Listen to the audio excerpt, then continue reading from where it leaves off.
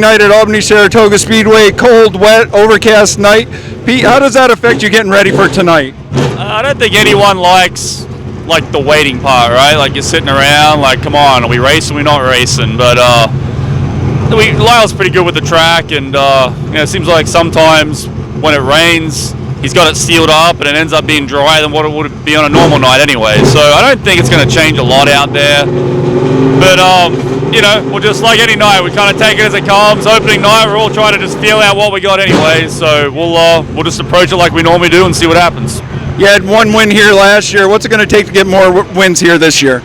Just be a little better, right? We've been pretty solid here for a couple of years, but I feel like we just need to make that little step, like De Lorenzo seemed to have that step a couple of years ago, and Dreller seemed like he made pretty good gains last year and was really good.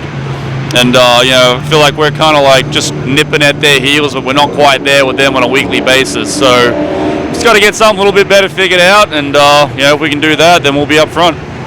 Last season, your season ended abruptly, rather early, when you had to have some surgery on your hands.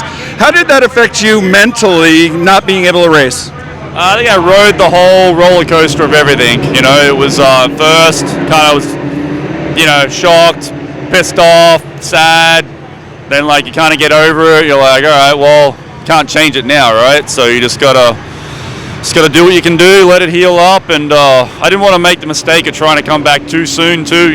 Because I was kind of mad enough that it happened to start off with. So last thing I want to do is draw out the injury and make it even worse. So it was painful, but sometimes you need a bit of a break too, maybe, so it's definitely a lot of time for reflection, but it's healed up now, and we're back racing and trying not to do anything stupid this year.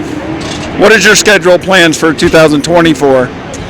So going to be running Albany-Saratoga here, with Tommy Faxon, and the Agway, Bolson Spa people that are helping out too, as well as Paul Winu from Snap-on, and then Canandaigua running the Pepsi car out there on Saturday nights with the help of Kevin Cobb as well, and run the Super Dirt Series with my car, kind of the same way I've always been running. And then we'll hit and miss a few specials here and there, obviously Eastern States, assuming that happens, and bigger races, but that's the guts of it. And then anything else outside of that will be, just if we got time, we'll see what happens.